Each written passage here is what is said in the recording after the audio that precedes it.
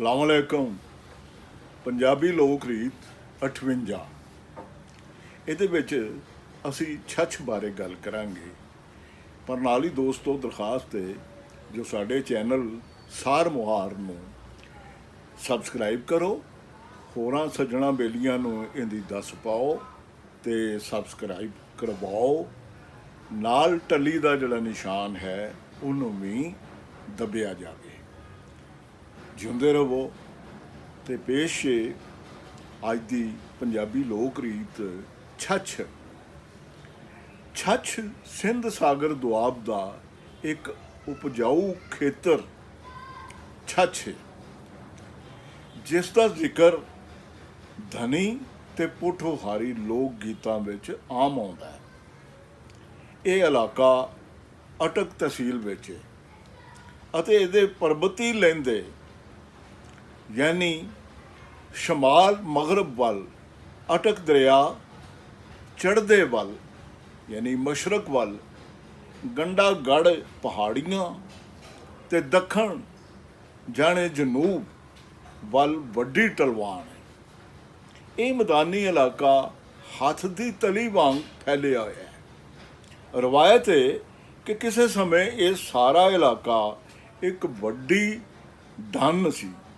ਡੰਨ ਜਾਣੇ ਝੀਲ ਸੀ। ਛੱਛ ਨੌ ਮੂਲ ਵਿੱਚ ਛੰਭ ਜਾਂ ਛੰਭ ਦਾ ਹੀ ਵਿਗੜਿਆ ਰੂਪ ਹੈ। ਇਸ ਦੇ ਮਾਣੇ ਪਾਣੀ ਦੇ ਜ਼ਖੀਰੇ ਦੇ ਨੇ। ਤਵਾਰੀਖਕਾਰਾਂ ਮੁਤਾਬਕ ਛੱਛ ਦਾ ਪੁਰਾਣਾ ਨਾਮ ਚੁਕਸ਼ ਸੀ ਅਤੇ ਇਹ ਕਦੇ ਤਕਸ਼ਲਾ ਯਾਨੀ ਟੈਕਸਲਾ ਰਾਜ ਦਾ ਇੱਕ ਭਾਗ ਸੀ, ਹਿੱਸਾ ਸੀ। ਚੈਲ ਨਦੀ ਦੇ ਪਰਬਤ ਵੱਲ, ਚੈਲ ਨਦੀ ਦੇ ਪਹਾੜ ਵੱਲ ਛੱਛ ਦਾ ਖੇਤਰ, ਛੱਛ ਦਾ ਤੱਪਾ ਸਾਰੇ ਜ਼ਿਲ੍ਹੇ ਵਿੱਚੋਂ ਜ਼ਰਖੇਜ਼ ਹੈ। ਇਸ ਨੂੰ ਇਲਾਕੇ ਦੇ ਲੋਕ ਛੱਛ ਦਾ ਦਿਲ ਕਹਿੰਦੇ ਨੇ। ਇਸ ਖਿੱਤੇ ਦੀ ਭੋਇੰ ਵਿੱਚ ਕੁਦਰਤੀ ਨਮੀ ਹੈ ਯਾਨੀ ਸਿੱਲ ਹੈ ਅਤੇ ਮੀਂਹ ਘੱਟ ਪੈਣ ਤਾਂ ਵੀ ਇੱਥੇ ਫਸਲ ਅੱਛੀ ਹੁੰਦੀ। ਇਸ ਲਈ ਕਹਾਵਤ ਹੈ ਛੱਛ ਆਬਾਦ ਅਤੇ ਮੁਲਕ ਗੈਰ ਆਬਾਦ। ਮਤਲਬ ਸਾਰਾ ਮੁਲਕ ਵੀਰਾਨ ਹੋ ਜਾਵੇ ਤਾਂ ਵੀ ਛੱਛ ਆਬਾਦ ਰਹਿੰਦਾ ਹੈ। ਬੇ ਜੇਹਲਮ ਅਤੇ ਚਨਾਬ ਦਰਿਆ ਦੇ ਵਿਚਕਾਰ ਉਹ ਇਲਾਕਾ ਜੋ ਵਧੇਰੇ ਕਰਕੇ ਬੰਜਰ ਹੈ ਅਤੇ ਜਿੱਥੇ ਕਾਨੇ, ਸਰਕੰਡੇ ਅਤੇ ਜੰਗਲੀ ਬੂਟੀਆਂ ਤੋਂ ਇਲਾਵਾ ਕੁਝ ਨਹੀਂ ਉੱਗਦਾ। ਦੁਆਬੇ ਦਾ ਨਾਂ ਦੋਵਾਂ ਦਰਿਆਵਾਂ ਦਾ ਪਹਿਲਾ ਅੱਖਰ ਮਿਲਾ ਕੇ ਰੱਖੇ ਗਏ ਨੇ, ਜਿਸ ਤੋਂ ਇਹ ਇਲਾਕਾ ਚੱਜ ਦੁਆਬ ਅਖਵਾਉਂਦਾ ਹੈ।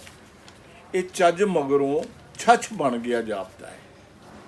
ਅਟਕ ਦੇ ਜ਼ਿਲ੍ਹੇ ਵਿੱਚ ਵੀ ਛੱਛ ਨਾਮ ਦਾ ਇੱਕ ਇਲਾਕਾ ਹੈ ਜੋ ਵਧੇਰੇ ਕਰਕੇ ਛੱਛ ਹਜ਼ਾਰਾ ਦੇ ਨਾਂ ਨਾਲ ਪ੍ਰਸਿੱਧ ਹੈ। ਇਹ ਇਲਾਕਾ ਸਿੰਧ ਦਰਿਆ ਦੇ ਕੰਢੇ ਦੇ ਨਾਲ ਪਸਰਿਆ ਹੋਇਆ ਹੈ।